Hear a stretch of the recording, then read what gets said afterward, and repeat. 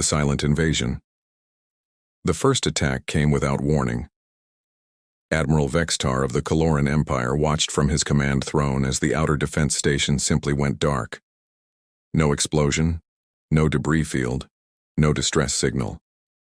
One moment the massive fortress was there, protecting the trade routes to the core worlds, and the next moment it was gone. The only evidence of its existence was a slowly expanding cloud of atomic particles that had once been metal, flesh, and hope. His tactical officer, a young Caloran named Jix Nell, struggled to make sense of the sensor readings. The data streams showed impossible patterns. Whatever had destroyed the station had done so at the subatomic level, breaking down matter itself into its component particles. The Empire's greatest minds had theorized such weapons were possible, but the energy requirements would be astronomical. No known civilization possessed the technology to create them. Admiral Vextar had served the Empire for 300 cycles. He had fought in the Great Expansion Wars, had negotiated peace with the Threnody Collective, and had witnessed the rise and fall of dozen minor civilizations.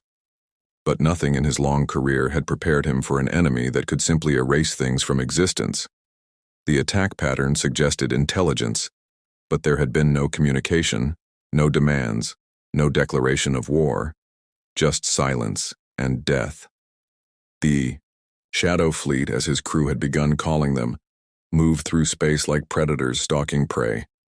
Their ships were barely visible to sensors, existing in a state between matter and energy that defied conventional physics. When they struck, they left nothing behind but quantum dust.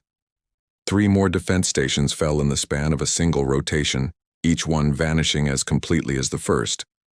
The Empire's vast military machine, built over millennia of conquest and expansion, found itself facing an enemy it couldn't even properly detect. Reports began flooding in from across the Empire's territory. Mining colonies in the resource-rich Helix Nebula had stopped transmitting. The agricultural worlds of the Green Band reported strange shadows moving through their orbital defense grids. An entire battle group, sent to investigate disturbances near the galactic rim, had disappeared without sending a single message. The pattern was clear. The Shadow Fleet was systematically dismantling the Empire's infrastructure, removing strategic assets with surgical precision. Admiral Vextar called an emergency meeting of his senior staff. The conference room aboard his flagship, the Eternal Sovereignty, filled with the Empire's best military minds. They reviewed every piece of data, analyzed every attack pattern, searched for any weakness in their mysterious enemy. The Shadow Fleet's technology was beyond anything in the Empire's databases. Their ships seemed to phase in and out of normal space, making targeting impossible. Their weapons ignored shields and armor as if they didn't exist. Commander Thexara, the fleet's intelligence chief, presented her analysis with grim efficiency. The enemy appeared to be harvesting something from their targets. Sensor ghosts suggested they were collecting the quantum signatures left behind after each attack. It was as if they were feeding on the very essence of matter itself. The implications were terrifying. This wasn't conquest or war in any traditional sense. It was consumption on a cosmic scale. The Empire had always prided itself on being the dominant force in the known galaxy. They had subjugated hundreds of species, controlled thousands of star systems, and built a civilization that spanned light years. But against the Shadow Fleet, all their power meant nothing. Their weapons couldn't lock onto targets that existed partially outside normal space. Their shields couldn't stop attacks that operated at the quantum level. Their vast fleets were being picked apart piece by piece, and there was nothing they could do to stop it. As the situation grew more desperate, Admiral Vextar found himself considering options he would have dismissed as fantasy mere cycles ago. The old archives spoke of other civilizations that had faced similar threats in the distant past. Most of those records were fragmentary, damaged by time and war, but they all mentioned one thing. When the darkness came from beyond the galaxy, when conventional weapons failed and hope seemed lost, there were those who had learned to fight fire with fire. The humans had been one such species. The Empire had encountered them briefly, over 50 cycles ago, during the early stages of expansion into the outer spiral arm. The contact had been minimal and ended badly. The humans had refused to submit to imperial authority, choosing instead to retreat into the unexplored regions beyond the galactic rim. Most in the Empire had forgotten about them, dismissing them as another primitive species that had chosen extinction over civilization. But Admiral Vextar remembered the reports from that first contact. The humans had possessed unusual technology, devices that seemed to operate on principles the Empire's scientists couldn't fully understand. They had talked about dimensions beyond the 3 spatial and 1 temporal that normal species perceived. They had warned about threats from outside normal space, dangers that lurked in the quantum foam between realities. At the time, their warnings had been dismissed as the ravings of a paranoid and backward species. Now, as another star system went dark on the tactical display, the Admiral wondered if perhaps the humans had known something the Empire didn't. The Shadow Fleet's abilities suggested they weren't entirely bound by the laws of physics as the Empire understood them. If the humans had been preparing for such a threat, if they had spent the last 50 cycles developing countermeasures, then perhaps they were the galaxy's only hope. The decision to send a message into the void was not made lightly. The Empire had never asked for help from anyone, let alone a species they had driven into exile. But as the Shadow Fleet continued its inexorable advance toward the core worlds, pride became a luxury they could no longer afford. Admiral Vextar composed the message himself, using the old communication protocols from that first contact decades ago. It was simple, direct, and carried the weight of desperation that no amount of imperial dignity could hide. The message was broadcast on every frequency, using quantum entanglement transmitters that could reach across the galaxy instantly.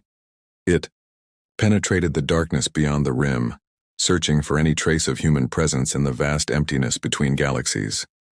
For 3 rotations, there was no response. The Shadow Fleet continued its harvest, consuming entire systems with mechanical precision. Hope began to fade among the Imperial fleet. Perhaps the humans were gone, consumed by whatever dangers lurked in the void they had chosen as their home. Then, on the 4th rotation, something answered. It wasn't a message in any conventional sense. It was a gravitational pulse that rippled through space-time itself, originating from coordinates that should have been empty void.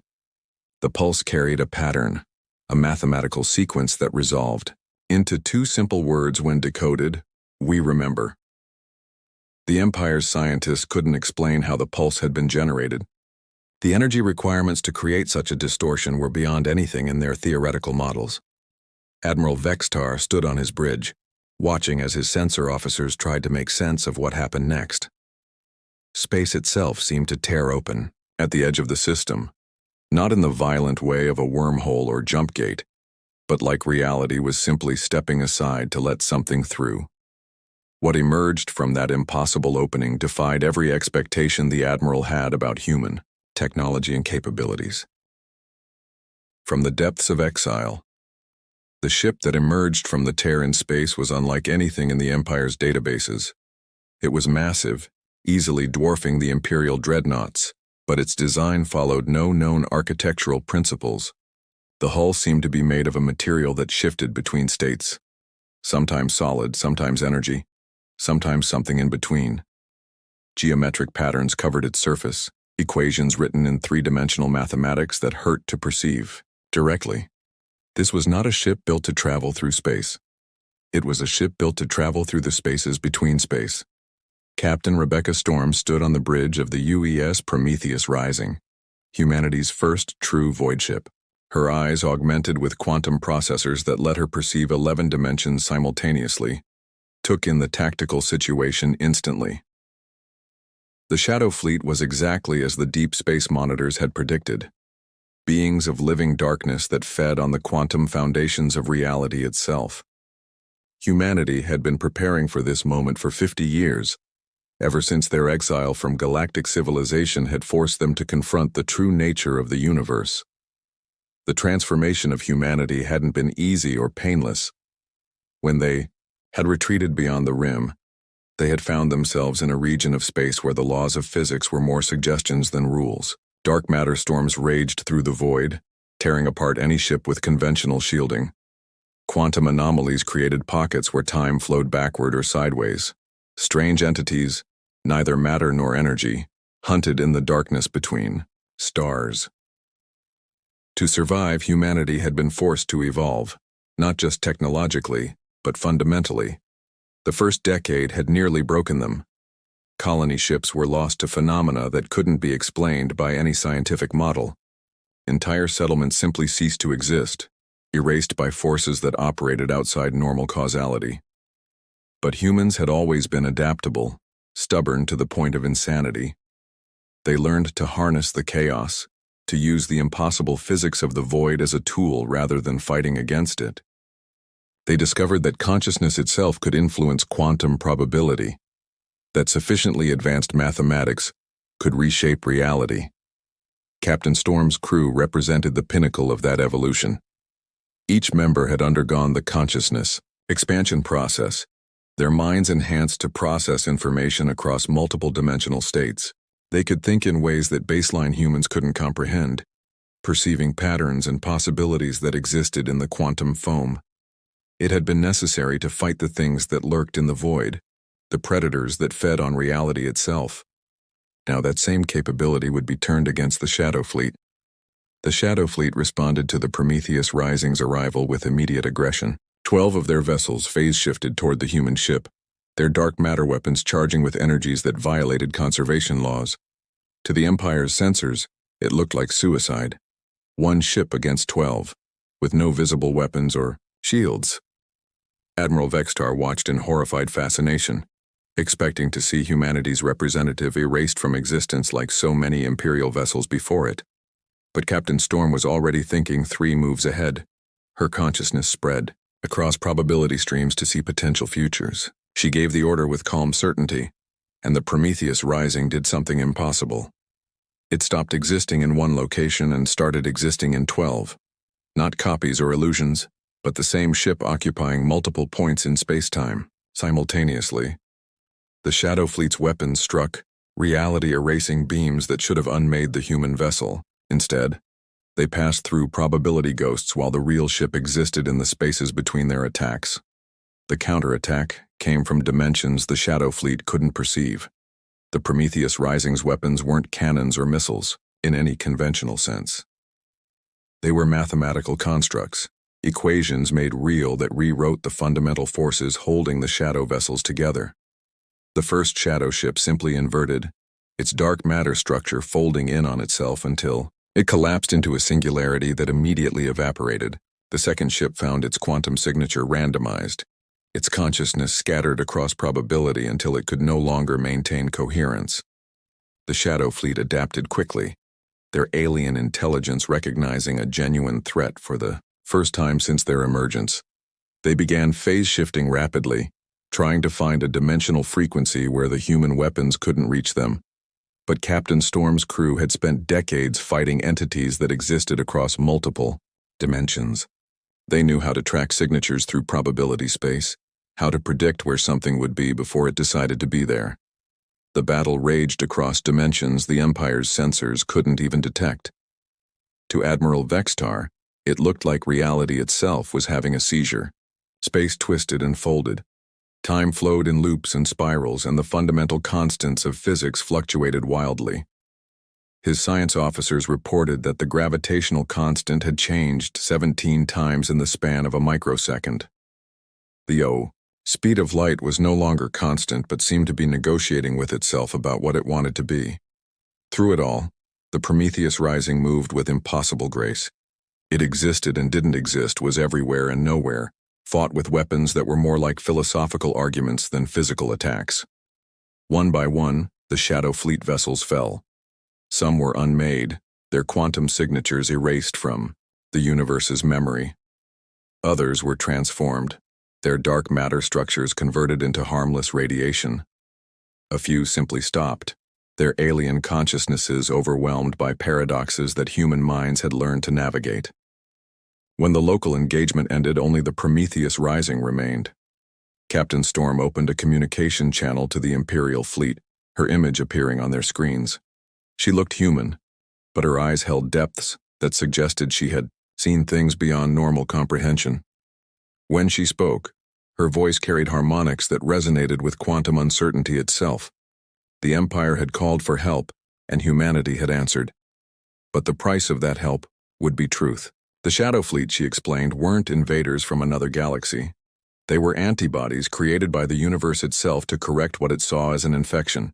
The Empire's aggressive expansion, their use of certain technologies that stressed the fabric of space-time, had triggered an automatic response. The Shadow Fleet was reality's immune system, designed to remove civilizations that threatened the stability of existence itself. Humanity had learned this the hard way, fighting similar entities in the void for decades. The solution wasn't to destroy the Shadow Fleet, which would only cause the universe to create more of them. The solution was to change the behavior that had triggered them in the first place. The Empire would need to abandon certain technologies, limit their expansion, and learn to work with the fabric of reality rather than against it. It would mean the end of the Empire as they knew it, but it was better than the alternative of complete extinction. Admiral Vextar found himself facing a choice that would define the future of his civilization. Accept help from the humans they had driven into exile, fundamentally change everything about their society and survive. Or maintain their pride, fight a war they couldn't win, and watch everything they had built be erased from existence. The Shadow Fleet was already moving toward the core worlds, and conventional weapons remained useless against them. The decision, when it came, surprised everyone, including the Admiral himself. He transmitted the Empire's unconditional surrender, not to the Shadow Fleet, but to the fundamental forces of the universe they represented. The Empire would change, would evolve, would learn to exist in harmony with reality rather than trying to dominate it. And humanity, the species they had dismissed as primitive and paranoid, would be their teachers in this new paradigm. Captain, Storm smiled, an expression that held both satisfaction and sadness. Humanity had paid a terrible price for the knowledge they now possessed. The void had transformed them into something beyond baseline human, something that could think in impossible ways and fight enemies that existed outside normal space. But that transformation had also given them the wisdom to know when not to fight, when to guide rather than destroy. The Prometheus Rising began broadcasting a signal across the Empire's territory, a mathematical pattern that the Shadow Fleet recognized as a cessation marker. The dark vessels stopped their advance, their purpose suspended pending the Empire's transformation. They didn't leave, wouldn't leave, until the changes were complete. But they would give the Empire time to evolve, to learn, to become something that didn't threaten the stability of existence. In the cycles that followed, humanity emerged from their exile to help reshape galactic civilization. They brought technologies that worked with reality rather than against it, philosophies that embraced uncertainty rather than trying to control it. The void had taught them that the universe was far stranger and more dangerous than anyone had imagined, but also that understanding and adaptation were more powerful than any weapon. Admiral Vextar would later write in his memoirs that the day the human warship surfaced from the infinite black wasn't the day the Empire was saved. It was the day they learned that salvation sometimes comes from the most unexpected sources, and that the greatest strength isn't in dominating reality, but in learning to dance with its infinite possibilities. The Shadow Fleet remained at the edges of perception, a reminder that the universe itself was watching, waiting, and would respond to protect itself if necessary. The transformation wasn't easy. Entire technologies had to be abandoned. Ways of thinking that had defined the Empire for millennia had to be unlearned. But with humanity's guidance, they began to see the universe not as something to be conquered, but as something to be understood and respected.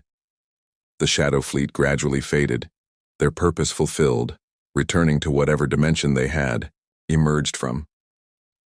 But everyone knew they were never truly gone, just waiting in the quantum foam, ready to emerge if the balance was threatened again. Captain Storm and her crew became legends, not as warriors who had won a war, but as teachers who had prevented one. They showed the galaxy that evolution wasn't just about becoming stronger or more advanced.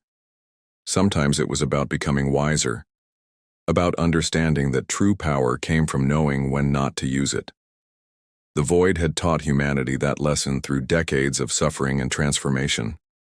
Now they passed that wisdom on to others, ensuring that the Shadow Fleet would never need to emerge again.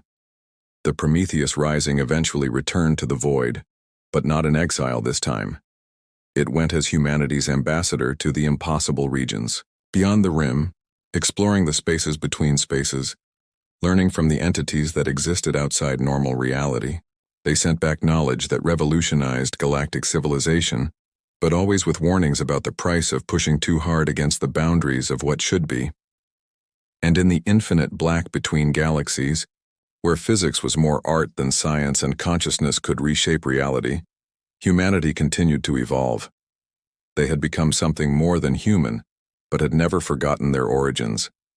They were the bridge between the known and unknown, the translators between reality and the things that lurked beyond it.